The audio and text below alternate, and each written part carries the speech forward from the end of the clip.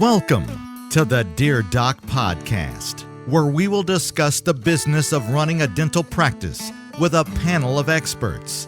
Now, your host, Dr. Christopher Hoffpower.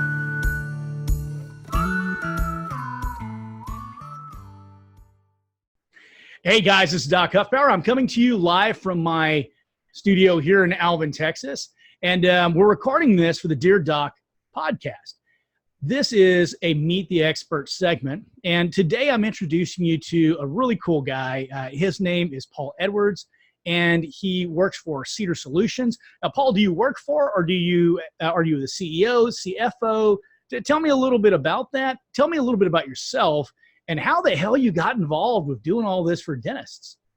So I'm actually a co-founder. So created the company back in 2006. And I work as a CEO here. I'm a manager, just like everybody who's out there listening. We use the term owner manager a lot when talking to dental practices. I come from a background. I'm in my late 50s now, Chris. You're headed there, and around age 28, 29, I opened my first business, and it was a window cleaning business. And I learned my first lesson in HR, which was you should probably, when you interview people, make sure that they're excited about cleaning windows, because there's nothing else you can do to get someone to clean a window properly. Now you weren't one of those little corner window cleaning things that uses the dirty rag to wash it off. No, I was one step above that. There's some amazing things you can do with squeegees. And, it was an opportunity because I knew I didn't want to work for people anymore. Right. And I had a friend who owned a Mary Maids, that big, that franchise. And I'm sitting in his office, probably, bothering him. And he was like, look, I've got this window washing gigs that come in, and we're not going to do them. And I was like, well, no, I'm really don't want to be a window washer. And he said, no, you don't understand. You can make about $75 an hour if you know how to do this, and right. Give me a book and taught me the squeegees and all that stuff. So that was my first real business with a few employees. And then I kind of moved on from there. And eventually I ended up having a live music venue on the East Coast. No kidding. So you play guitar or what? No, I don't play guitar, Chris. I play drums because only losers play guitars. No, come on now. Come on. Hey, the guitar is a percussion instrument just like the piano is. There's still a lot of animosity because I was always at the back of the room and the girls were always, always looking at the guitarist. And at the end of the night, I've worked the hardest, and you guys up front were reaping the benefits. So, well, you won't see me up front. I'm not that gifted. Well, yeah. So, you can take your acoustic guitar and go sit by a campfire, and everybody loves you. I can't unload a drum kit from, people aren't just, let me put my bring like a cajun or a bongo set or something like that, or djembe. Yeah, those are annoying. Anyway,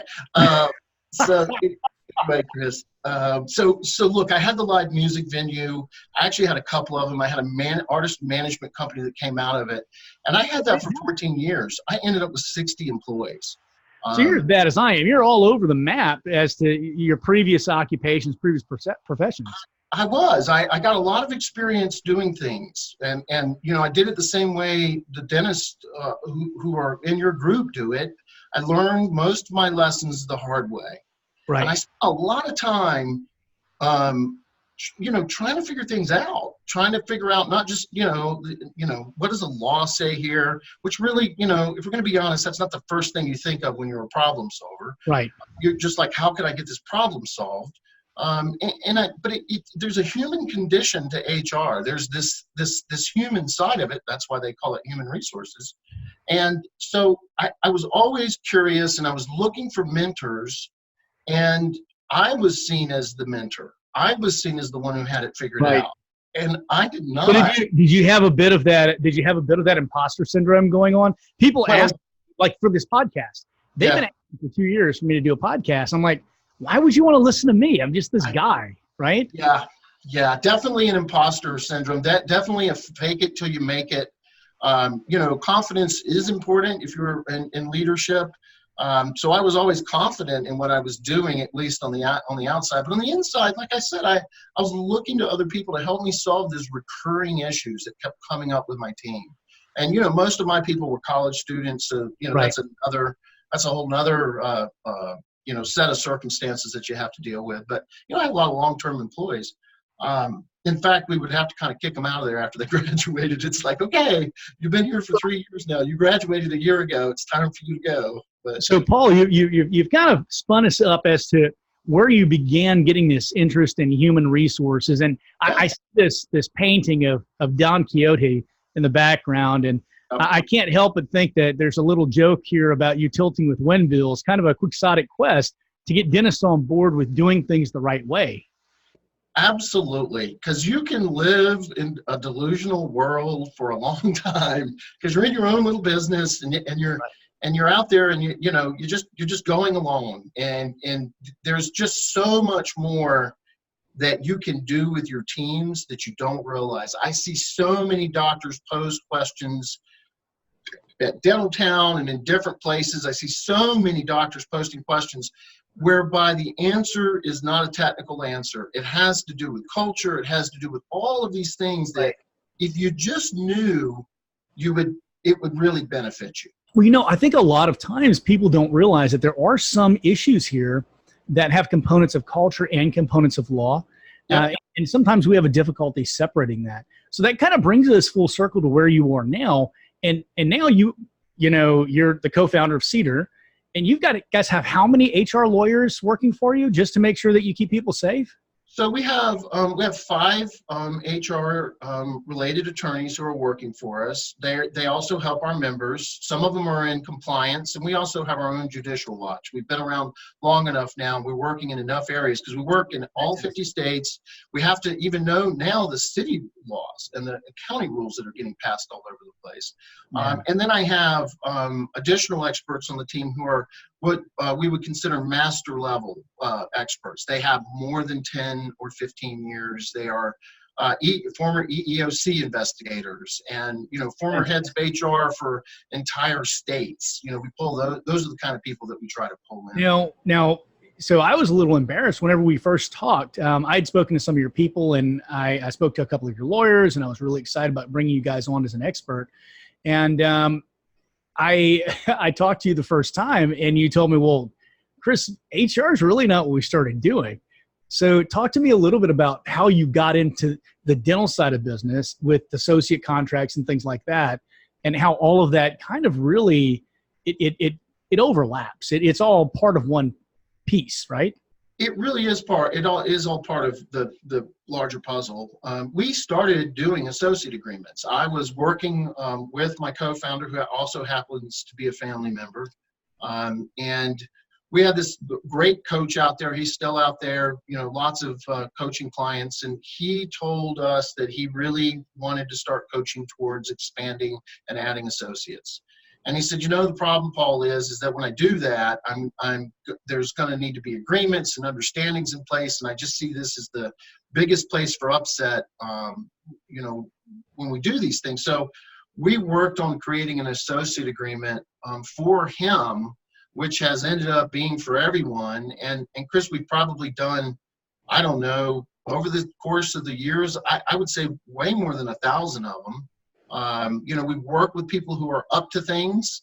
They're, a lot of times they're growing and understanding not just the associate agreement component and how to put that agreement together, but all the things that need to be addressed in it is really important. And the big thing here is because we've done so many, Chris, we keep learning.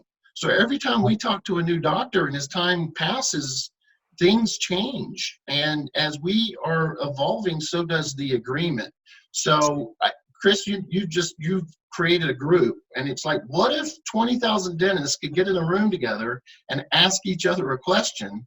So I add to that, what if there was an expert sitting in the middle listening to all the answers and all the input and taking that, boiling it down, and then putting it into, both coaching for the associate relationship, for finding the associate, for keeping the associate, and for the agreement. And so you can tell I'm really proud of what we do in the associate agreement. Well, and that's one of the reasons that I ended up deciding that you guys were the right fit, is the fact that you bring so much passion to what you do. I'm passionate about what I do, and I like to work with other professionals who feel equally strongly about their practice of, law or their practice of HR or whatever. Yeah. And I really do have a great appreciation for that. So, Paul, tell me a little bit about in what you do. There've got to be some big myths and things that you hear over and over again. I know you and I have talked a little bit, and sometimes it's regional, sometimes it's super local, but there are some big myths that are they're out there, like non-compete agreements. We talked about those earlier. Right. What are some of the big ones you hear, and what are if you can give us a prescriptively correct answer for some of them? I know that's hard. Yeah. But can you boil some of that down for us real quick?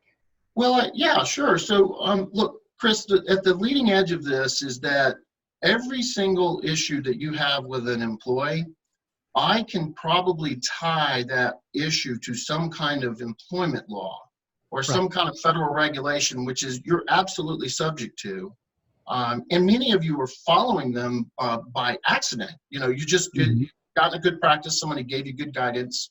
And so if we look at some of the myths, one of the myths is... Paul, I'm sorry. I love that. You were accidentally right. Yeah. That's beautiful. We count on it. As business owners and even in HR, we are often accidentally right. So myths, Chris, that you can pay a hygienist a daily rate of pay. Often referred to as a per diem. That is a myth. Well, you can. It's done. So it's not mythical. It's actually the world. It's not legal. It's not legal. And the reason why it's not legal is because of employee classifications. Right. And so I'm not going to go down that rabbit hole. Let's not, because I actually have a couple of those that have popped up on the group, and I'd like to have those in the episode. So give us your next myth. How about, let me see here. Oh, gosh, whenever you 1099 someone, when they're an employee versus being an independent contractor. The myth is that, hang on, Chris, stop talking. I got to say it. The myth is that if you pay an employee less than $600, that's okay, that the IRS says it's okay to treat them as a 1099 or not to issue any paperwork to them whatsoever.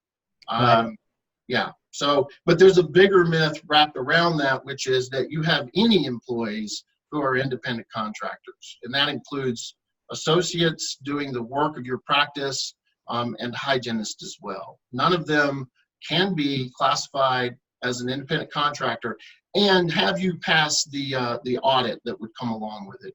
Right, because how many points? I know that there's at least 18 points from my reading, and I'd wager you know a lot more points of agreement that have to be met for someone that truly classifies an independent contractor. Well, the first one is does the person do the work of your business? So that's the first one. And if that's true, then none of the other points matter. So the things about bringing the tools and control and set their own hours, and I could go on and on down that list. Right. There's one for the Department of Labor and one for the IRS. Really, it's the DOL that we're most concerned about. But none of those factor in if they're doing the work of your business. So if you're out in the middle of nowhere and you have an endodontist and you don't do that, you have a specialist drop in the third Thursday of every month. That is a specialist. Right, and be an independent contractor if you pay them. Independent contractor would be absolutely fine. Okay.